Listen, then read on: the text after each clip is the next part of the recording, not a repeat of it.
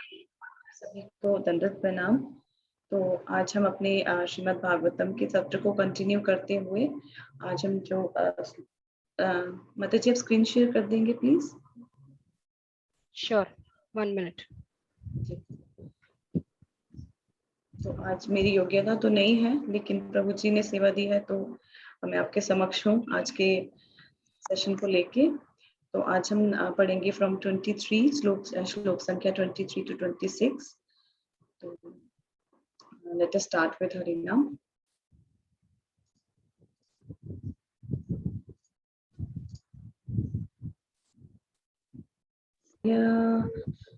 ओम नमो भगवते वासुदेवाय। ओम नमो भगवते वासुदेवाय। ओम नमो भगवते वासुदेवाय। नारायणं नमस्कृत्यं नरं चैव देवीं सरस्वतीं व्यासं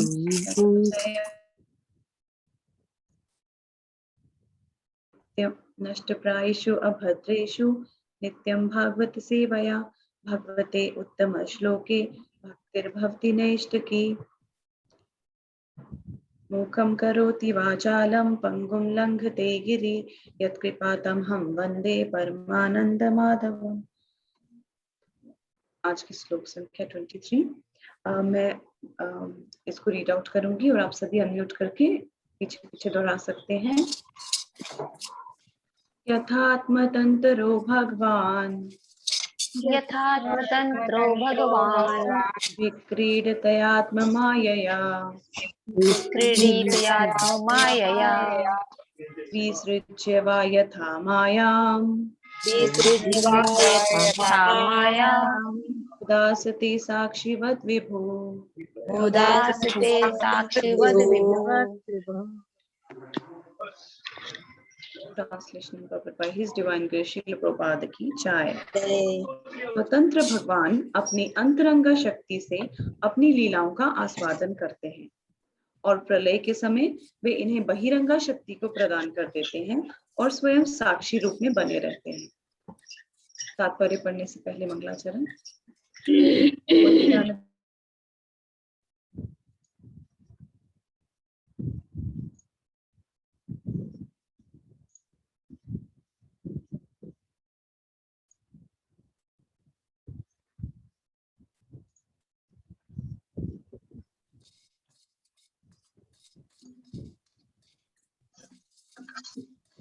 द्वैतं सावधूतं परिजन सहितं कृष्ण चैतन्य देवं श्री राधा कृष्ण पादान सहितं ललिता श्री विशाखान्वितांश्च हे कृष्ण करुणा सिंधु दीनबंधु जगतपते गोपेश गोपिकाकांत राधा कांत नमस्तुते तप्त कांचन गौरांगी श्री राधे वृंदावनेश्वरी वृषभानुसुते देवी प्रणमामि हरिप्रिये वाञ्छाकल्पतरुभ्यश्च कृपा सिन्धुभ्येव च पतितानां पावनेभ्यो वैष्णवेभ्यो नमो नमः। जय श्री कृष्ण चैतन्य प्रभु नित्यानंद श्री अद्वैत गदाधर श्रीवासादि गौर भक्त वृंद। हरे कृष्ण कृष्ण कृष्ण हरे हरे हरे राम राम राम हरे हरे। आप सभी वैष्णव भक्त वृंद कीर्तनों में दंडवत प्रणाम। आप सभी का एक बार पुनः स्वागत। तो तात्पर्य मैं रिक्वेस्ट करूंगी रेणु माता जी को, प्लीज वो अनम्यूट करें और तात्पर्य। हरे कृष्ण रेणु माता जी। तात्पर्य: भगवान श्री कृष्ण पूर्ण पुरुषोत्तम भगवान होने तथा समस्त अन्य अवतारों के स्रोत होने के कारण वे ही एकमात्र स्वतंत्र पुरुष हैं। वे अपनी इच्छा अनुसार सृष्टि द्वारा लीलाओं का आस्वादन करते हैं और प्रलय के समय इन्हें बहिरंगा शक्ति को प्रदान कर देते हैं। केवल अंतरंगा शक्ति से ही वे पूतना का वध करते हैं। यद्यपि वे माता यशोदा की गोद में लीलाएं करते हैं, जब वे इस संसार से प्रयाण करना चाहते हैं तो वे अपने ही वंश यदुकुल के संहार की लीला रचाते हैं और ऐसे विनाश से अप्रभावित बने रहते हैं। जो कुछ घटित हो रहा है वे उसके साक्षी हैं, तो भी उससे उनका कुछ लेना देना नहीं। वे सब प्रकार से स्वतंत्र हैं। शुद्ध भक्त को यह सब अच्छी तरह जानना चाहिए। इसीलिए महाराज परीक्षित ने पूरी तरह जान लेने की जिज्ञासा प्रकट की। हरे कृष्णा। हरे कृष्णा माता जी, थोड़ा सा इस पे लाइट डालेंगे हमें हमारी अंडरस्टैंडिंग के लिए।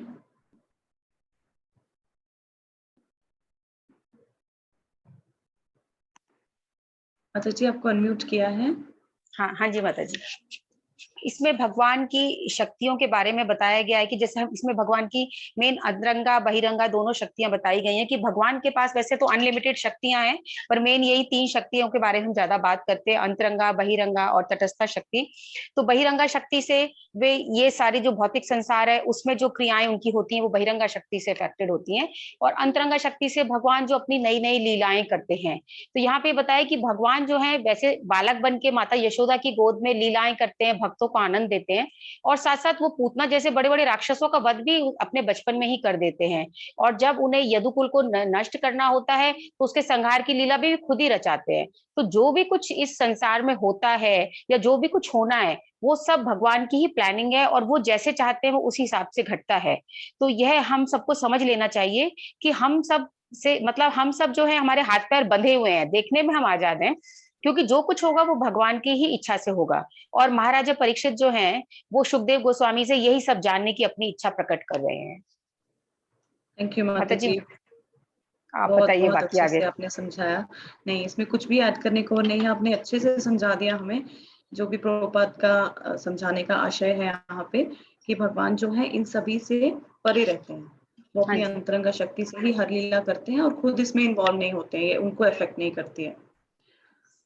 तो क्योंकि परीक्षित महाराज एक शुद्ध भक्त हैं और वो ये अच्छे से जान लेना चाहते हैं। थैंक यू माता जी। Will move on to next verse. Shalu माता जी आप प्लीज अनम्यूट कर लीजिए। हरे कृष्णा। हरे कृष्णा। सर्वम् एतत् च भगवन् पृश्यता मे अनुपूर्वशात् तत्वता अर्हसि उदाहर्तुं प्रपन्नाय महामुने। अनुवाद।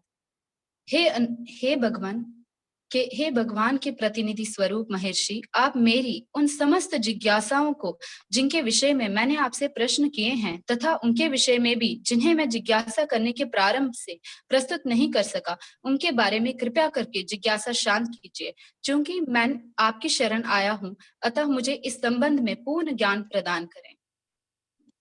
तात्पर्य।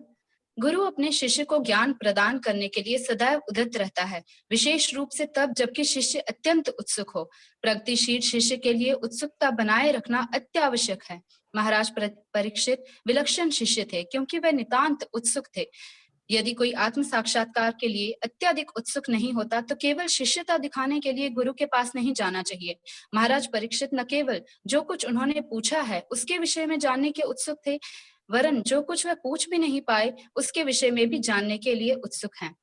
वस्तुतः मनुष्य के लिए गुरु से हर एक बात पूछना संभव नहीं है, किंतु प्रामाणिक गुरु सब प्रकार से शिष्य के लाभ हेतु उसे प्रकाश दे सकता है। हरे कृष्णा। हरे कृष्णा। हरि बोल। माता जी प्लीज थोड़ा सा इस पे अंडरस्टैंडिंग दे दीजिए। I'll unmute you once again. Yeah. माता जी इस श्लोक में जो मैं समझ पा रही हूँ वो ये है कि एक स्टूडेंट जो है उसे हमेशा ही जिज्ञासा रखनी चाहिए, चीजों को जानने की उत्सुकता बनाए रखनी चाहिए, क्योंकि जब तक हम जिज्ञासा नहीं रखेंगे हमारा उत्साह नहीं बनेगा। और सिर्फ इस पर्पस के लिए कि हम किसी गुरु के शिष्य हैं ये दिखाने के लिए कि आई एम योर स्टूडेंट, हमें ये थॉट नहीं रखना चाहिए। हमें हर प्रतिक्षण नई नई चीजों को समझने के लिए उनसे जिज्ञासा उत्पन्न करनी चाहिए, क्योंकि उनमें इतनी शक्ति होती है कि वो हमें अंधकार से निकाल कर प्रकाश की ओर ले जाए। और यहाँ पे महाराज परीक्षित जो हैं वो भी सुखदेव गोस्वामी से यही विनय प्रार्थना कर रहे हैं कि जो प्रश्न वो पूछ पाए उनका तो वो उत्तर दे ही दे, इवन जो प्रश्न वो नहीं भी पूछ पाए। यहाँ पे हमें महाराज परीक्षित से शिक्षा लेनी चाहिए कि हम में भी वैसी क्वालिटी उत्पन्न होनी चाहिए। वो तो बहुत उच्च कोटि के थे, फिर भी वो ये चीज रख रहे हैं कि जो प्रश्न मैं नहीं भी पूछ पाया उसके लिए भी आप मुझे प्रकाश डालें, उसके बारे में भी मुझे बताएं। तो ये सब हमें उनसे सीखना चाहिए। आगे माता जी प्लीज आप एक्सप्लेन करें। हरे कृष्णा। माता जी आपने बहुत अच्छे से एक्सप्लेन किया, थैंक यू सो मच। बहुत क्लियर अंडरस्टैंडिंग आपने हमें दी कि हरे कृष्णा। माता जी आप स्क्रॉल करेंगे पहले वाला वर्स, पहले वाला जो अभी जिस पे हम डिस्कशन कर रहे हैं, इससे ऊपर जी, बस बस बस माता जी। हाँ, तो बहुत ही क्लियर है, प्रभुपाद ने बहुत अच्छे से समझाया और शालू माता जी ने हमें हेल्प किया कि हम उसको और अच्छे से समझ पाए। तो यहाँ पे हम देखते हैं कि गुरु की शरण में हमें सिर्फ इसलिए नहीं जाना है कि सब जा रहे हैं तो आ जाओ हम भी चलते हैं। No, never like that. हमें एक जिज्ञासा जब तक अंदर से नहीं होगी तब तक हमें गुरु एक्सेप्ट भी नहीं करेंगे और समर्थ गुरु हमें मिलेंगे भी नहीं, ये भी एक फैक्ट है।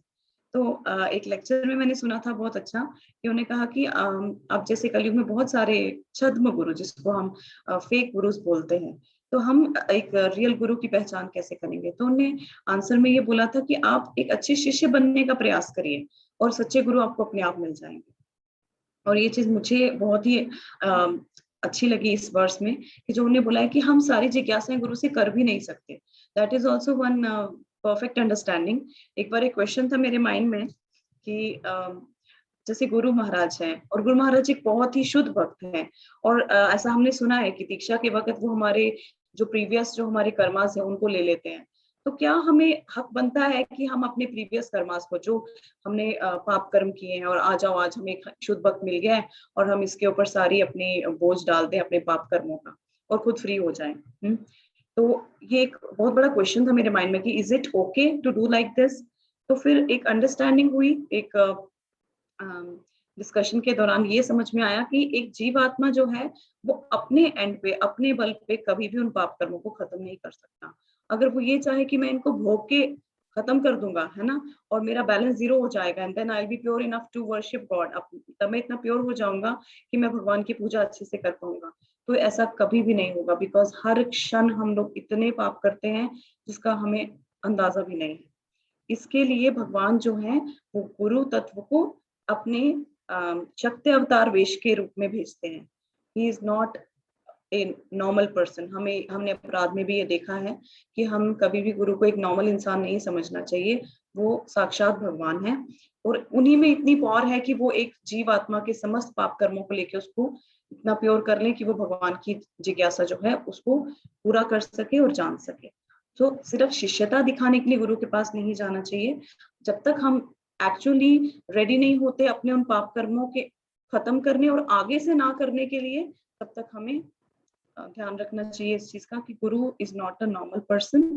तो यहाँ पे हम यही समझ रहे हैं इस वर्ड से कि प्रामाणिक गुरु उसे सब प्रकार से प्योर कर सकता है और उसे आध्यात्मिक प्रकाश दे सकता है। यस, थैंक यू माता जी। अनुराधा माता जी से रिक्वेस्ट कर रही हूँ कि प्लीज वो अनम्यूट करें और नेक्स्ट वर्ड्स पढ़ें। अनुराधा माता जी। हरे कृष्ण माता जी, दंडवत हरे प्रणाम। कृष्ण। हरे प्रणाम माता जी।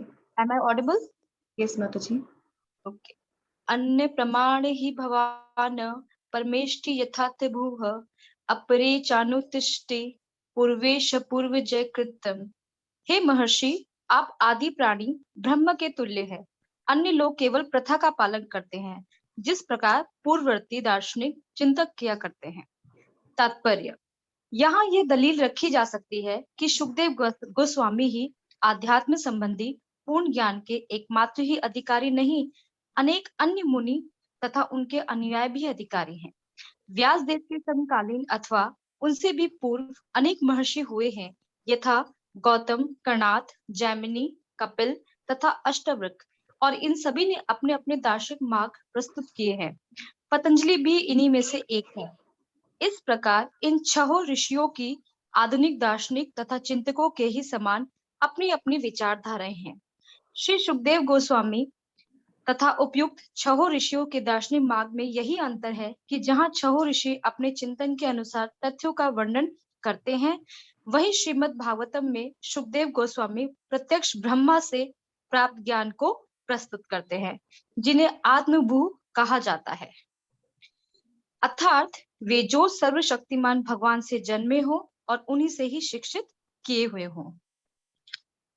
वैदिक दिव्य ज्ञान का अवतरण सीधे भगवान से होता है। भगवत कृपा से ब्रह्मांड के प्रथम जीव ब्रह्मा जी को ज्ञान प्राप्त हुआ। ब्रह्मा से नारद को और नारद से व्यास को ज्ञान मिला। सुखदेव गोस्वामी ने इस दिव्य ज्ञान को सीधे अपने पिता व्यास देव से प्राप्त किया। इस प्रकार शिष्य परंपरा से प्राप्त ज्ञान ही परिपूर्ण है। जब तक कोई शिष्य परंपरा से ज्ञान प्राप्त नहीं करता है, तब तक वह पूर्ण रूप से गुरु नहीं बन सकता। दिव्य ज्ञान प्राप्त करने का यही रहस्य है। भले ही उपयुक्त छह ऋषि महान चिंतक हो, किंतु चिंतन द्वारा प्राप्त ज्ञान पूर्ण नहीं है। दार्शनिक मत प्रस्तुत करने में कोई ज्ञान मार्गी चाहे कितना ही पूर्ण क्यों न हो, ऐसा ज्ञान कभी भी पूर्ण नहीं होता, क्योंकि वह अपूर्ण मस्तिष्क यानी कि मन की उपज होता है। ऐसे ऋषियों की भी शिष्य परंपराएं होती हैं, किंतु ये प्रामाणिक नहीं होते, क्योंकि वे स्वतंत्र पूर्ण पुरुषोत्तम भगवान नारायण से प्राप्त नहीं है।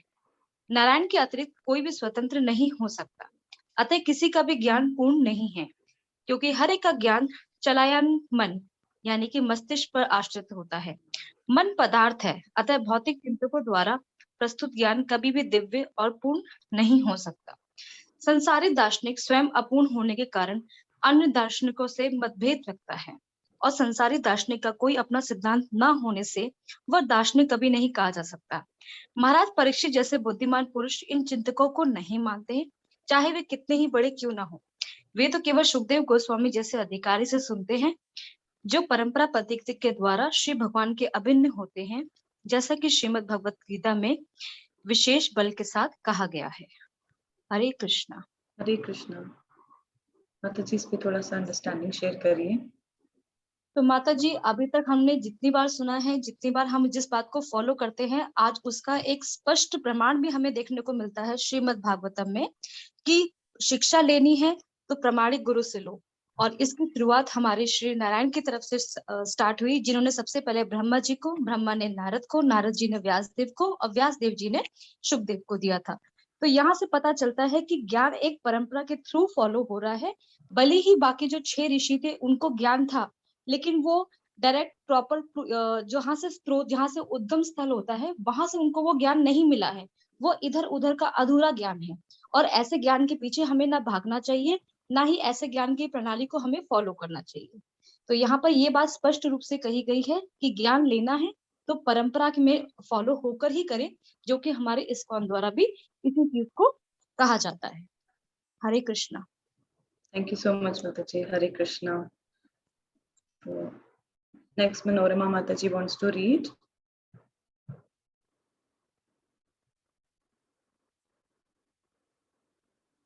माता जी नेक्स्ट स्क्रॉल कर दीजिए। इसमें बहुत अच्छे से माता जी ने समझाया, और कुछ ऐड करने को मुझे समझ में नहीं आ रहा है, तो इट्स परफेक्ट, और उन्होंने बहुत अच्छे से हमें समझा दिया है। तो will move on to next verse, जो आज का लास्ट वर्स है 26। यस मनोरमा माता जी, आप प्लीज अनम्यूट कर लीजिए।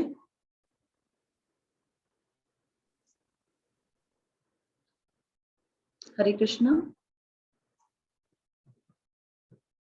मनोरमा माता जी, आप अनम्यूट कर सकते हैं। yes. हरे कृष्ण माता जी। Hare Krishna. M I Audible माता जी? यस यस माता जी, प्लीज।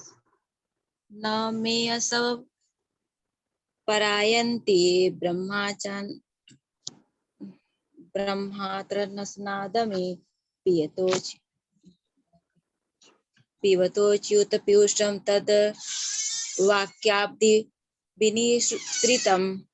हे विद्वान ब्राह्मण, अच्युत भगवान की कथा के अमृत का जो आपकी बाड़ी रूपी समुद्र से बह रहा है, मेरे द्वारा पान करने से मुझे उपवास रखने के कारण किसी प्रकार की कमजोरी नहीं लग रही।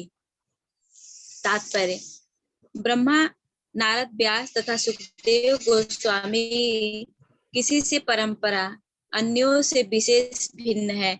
अन्य मुनियों की शिष्य परंपराएं समय की बर्बादी जैसी है, क्योंकि वे अच्युत विहीन हैं।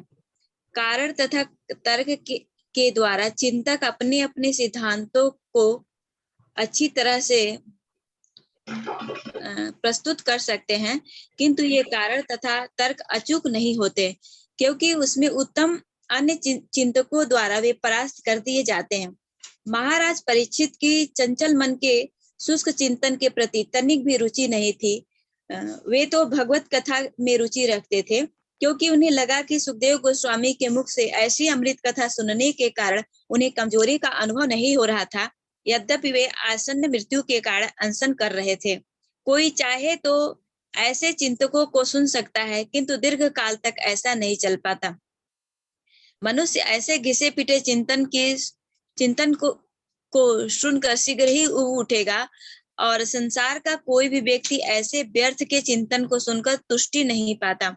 सुखदेव गोस्वामी जैसे महापुरुष से भगवान की कथा सुनते हुए कोई थकेगा नहीं, भले ही अन्य कारणों से वह क्षीण क्यों न हो चुका हो। श्रीमद् भागवत के कुछ संस्करणों में इस श्लोक की अंतिम पंक्ति का पाठ इस प्रकार है, अन्यत्र कुपिताद द्विजात, जिसका अर्थ है कि राजा सर्पदंश के कारण सन्निकट मृत्यु के विचार से भाव विह्वल हो सकता है। सर्प भी द्विजन्मा होता है और इसका क्रोध अज्ञानी ब्राह्मण बालक के साप के तुल्य माना जाता है। महाराज परीक्षित मृत्यु से बिल्कुल भयभीत नहीं थे, क्योंकि उन्हें भगवत कथा से पूर्ण रूप से प्रेरणा प्राप्त हो चुकी थी। जो अच्युत कथा से पूर्ण रूप से निमग्न रहता है वह इस जगत में किसी से भयभीत नहीं हो सकता है। हरे कृष्णा माता जी। हरे कृष्णा माता जी। माता जी, इसमें ये बताने की कोशिश किया गया है, ये बताया गया है मतलब कि हमको जो ये मतलब जो ये व्यास मुनि थे, नारद मुनि थे, सुखदेव ऋषि थे, ये लोग मतलब एक नॉर्मल गुरु नहीं थे, नॉर्मल शिष्य परंपरा नहीं थे। जैसे कि आजकल हम लोग किसी को भी मतलब जाने जाने गुरु बना लेते हैं, तो हमें भी कभी भी कोई गुरु बनाना चाहिए तो वो एक बोनीफाइड जो शिष्य गुरु परंपरा से आ रहा हो उसे ही हमें गुरु बनाना चाहिए। किसी और को गुरु बनाना जो है हमें सिर्फ एक समय की बर्बादी होती है। और जो ये परीक्षित महाराज जो मतलब कथा सुन रहे हैं, तो कथा में वो इतने विलीन हो जाते हैं कि उन्हें किसी तरह का कोई भी चिंतन नहीं रहता, न भूख लगती है न प्यास लगती है, मतलब किसी तरह का कोई उनको मतलब कि एहसास ही नहीं होता है। वो इतने निमग्न हो जाते हैं इस कथा में, और उनकी 7 दिनों के अंदर मृत्यु होने वाली रहती है, फिर भी वे भयभीत नहीं होते हैं। इसका मतलब कि सारांश यही है कि भगवान की कथा में अगर हम अपने आप को डुबो लें, निमग्न हो जाएं, तो हमें किसी भी तरह का सांसारिक भय परेशान नहीं कर सकता है। हरे कृष्ण माता जी। हरे कृष्णा, बहुत सुंदर, थैंक यू सो मच माता जी। बहुत अच्छे से मनोरमा माता जी ने बता दिया कि इसका क्रक्स क्या है। और यहाँ पे एक विशेष रूप से ध्यान देने की चीज ये है कि जैसे माता जी ने बताया कि परीक्षित महाराज को कोई भी भूख, प्यास, थकान, ऐसा कुछ भी उनके ऊपर दिख नहीं रहे थे ऐसे लक्षण, जबकि हम ये देख सकते हैं कि उनके इस श्राप का कारण जो था वो भूख ही थी। इनिशियली जब वो ऋषि के आश्रम में गए थे और उनको श्राप मिला था एक उनके बालक के द्वारा, तो रीजन क्या था? रीजन यही था कि वो भूख प्यास से इतने परेशान हो गए थे कि वो जाके उनको जब प्रॉपर रिस्पेक्ट नहीं मिली एक राजा होने के कारण, तो उनको क्रोध आ गया और उन्होंने वो अनजाने में वो मरा हुआ सर्प उठा के ऋषि के गले में डाल दिया, ये चेक करने के लिए कि उनकी समाधि असली है या नकली। तो इस तरह से हम देखते हैं कि एक नॉर्मल मनुष्य जो कि एक कृष्ण से जब तक वो कृष्ण कथा से ओतप्रोत नहीं है, उसको उसके साथ कनेक्शन नहीं है, तब तक वो इन सारी चीजों से जो हमारी भौतिक या त्रिताप जो है इनसे बहुत ज्यादा अफेक्टेड रहता है। लेकिन जैसे ही कृष्ण से उसका कनेक्शन हो जाता है और एक ऐसे शुद्ध भक्त से उसका कनेक्शन हो जाता है जो उसको रियल कृष्ण कथा दे रहा है, तो फिर वो ऐसा आनंद में आ जाएगा कि उसको ये सारी चीजें इफेक्ट नहीं करेंगी। बिकॉज बहुत बार जब हम ये देखते हैं, गोस्वामी के बारे में पढ़ते हैं और अपने नामाचार्य हरिदास ठाकुर जी के बारे में सुनते हैं, तो हमें ये लगता है कि मतलब 24 मिनट से 22 घंटे जब उनको क्या भूख नहीं लगती थी, प्यास नहीं लगती थी, नींद नहीं आती थी, थक नहीं जाते थे बोल बोल के।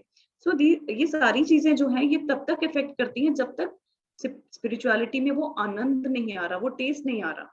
हमें इसलिए इफेक्ट करती है क्योंकि अभी तक हम उस टेस्ट तक पहुंचे नहीं हैं। अदरवाइज अगर सुखदेव गोस्वामी जैसे उत्तम भक्त अगर हमें मिल जाए और हमें भी ऐसी ही रुचि डेवलप हो जाए, जैसा कि हम डेली डेली प्रैक्टिस करके श्रीमद् भागवतम का अध्ययन करके प्रयास कर रहे हैं कि हम उसकी एक हैबिट डाल सके, एक उसका टेस्ट डाल सके, कि हमारे ब्लड में आ जाए कि हमें श्रीमद् भागवतम पढ़ना ही है ना, हम उसके बिना रह नहीं सकते। सो अगर इस लेवल तक भी हम आ जाए तो धीरे धीरे हम प्रयास करके, कोशिश करके, शुद्ध भक्त की संगति करके हम इस लेवल तक पहुंच सकते हैं कि हमें एक्चुअल जो स्पिरिचुअलिटी का आनंद है वो आने लग जाएगा, और तब हमें ये भौतिक दैहिक दैविक तापा है ये हमें नहीं सताएंगे। तो बहुत ही अच्छा और सेटिस्फैक्टरी वर्स है कि भगवान की कथा सुनते हुए कोई भी नहीं थकेगा, चाहे वो शारीरिक रूप से कितना भी बीमार, परेशान या जैसा भी क्यों ना हो। तो थैंक यू सो मच, बहुत सुंदर से समझाया आपने माता जी। और बाकी वर्सेस आई गेस हमारा कल का टास्क है, आज का टास्क हमारा पूरा हुआ। तो thank you so much everyone for joining in. और इसी तरह से मैं मुझे मुझे एक ऑप्शन मिला था एक्चुअली इस सेशन के लिए कि हमें ये सेशन करें या हम कुछ और अगर हम ज्वाइन कर पाए तो, पर समहाउ ऐसा लगा कि नहीं, the Shrimad Bhagavatam is like our life and prana, तो हमें इसको छोड़ना नहीं है, हमें इसके साथ बने रहना है। और बाकी जो चीजें हैं डेफिनेटली हम कोशिश कर सकते हैं कि हम बाकी स्पीकर्स को भी सुने, और अगर कोई हरी कथा आ रही है तो उसको सुने, लेकिन हम रिकॉर्डिंग सुन सकते हैं। लेकिन मुझे लगता है कि मैं आप सबसे यही रिक्वेस्ट करूंगी कि आप सभी लोग इसमें बने रहें और कोशिश करें रेगुलरली अटेंड करने की, बिकॉज ये नेक्टर जो है this is complete in itself, ये अपने आप में पूर्ण है। Thank you so much. और हम एक बार अनम्यूट करके विल से नरसिंह प्रणाम मंत्र।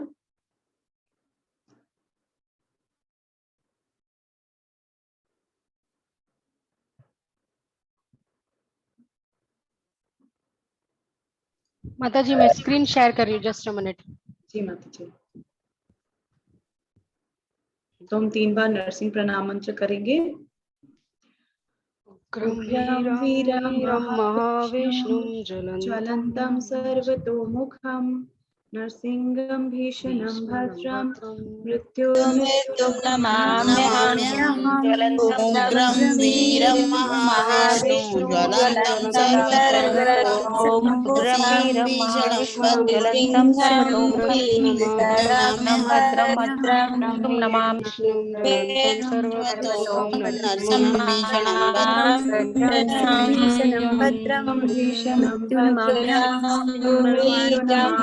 महाविष्णुज्वलन्तं सर्वतोमुखं नरसिंहं भीषणं भद्रं।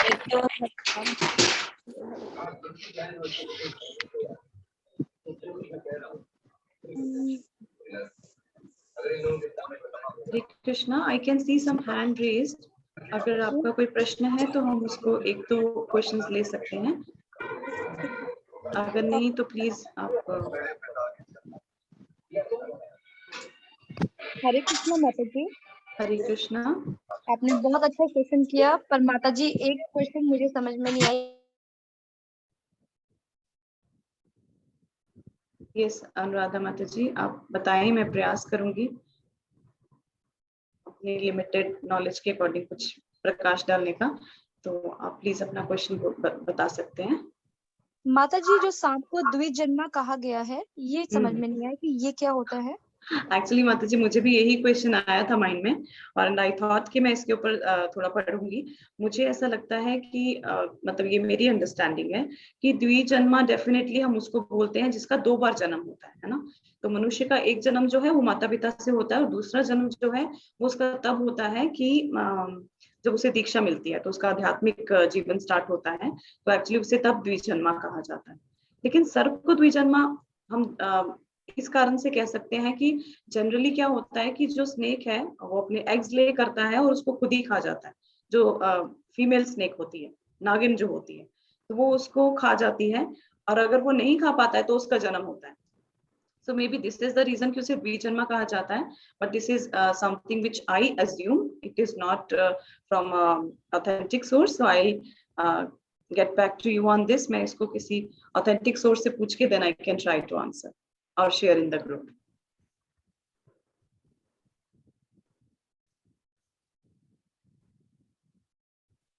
Fine माता जी।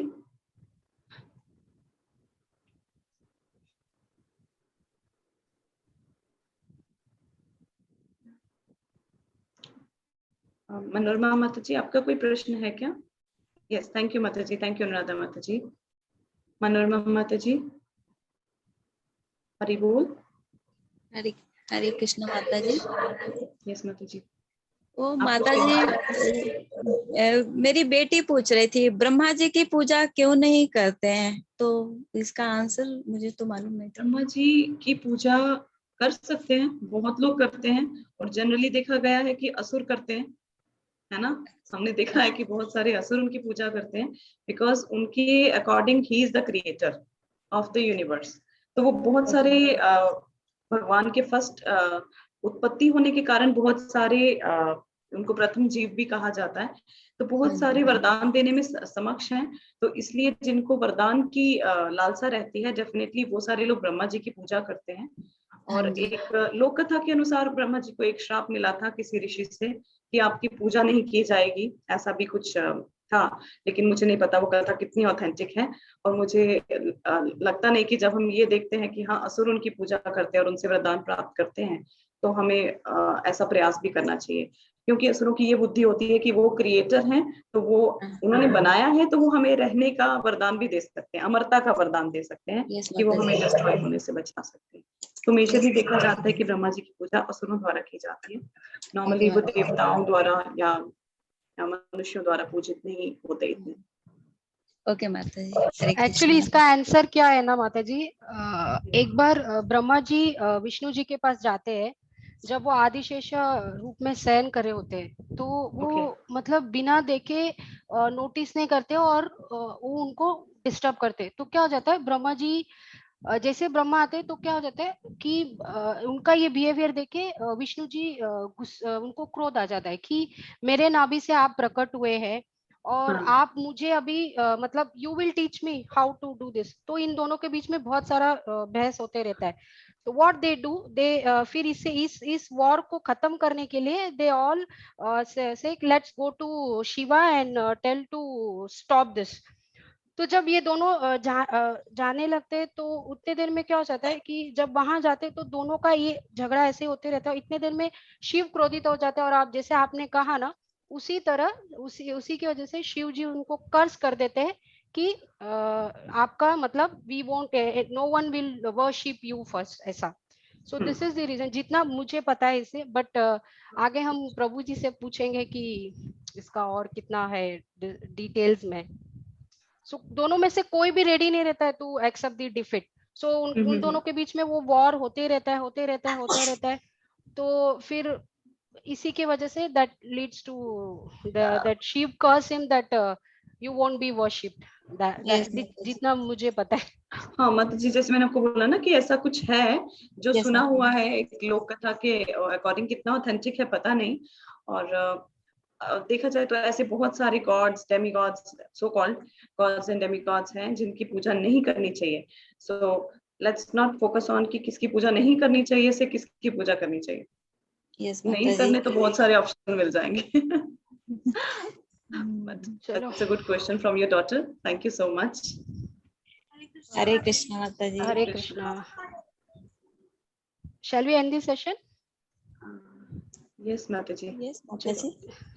फुल जोश के साथ कीजिए। ग्रंथराज श्रीमद् भागवतम की जय। जय। इस डिवाइन ग्रेस एसी भक्ति वेदांत स्वामी प्रभुपाद प्रभुपाद की की जय। जय। हरे कृष्णा, हरि बोल। हरे कृष्णा कृष्णा कृष्णा हरे हरे हरे, हरे, हरे राम राम राम राम हरे हरे। हरि बोल।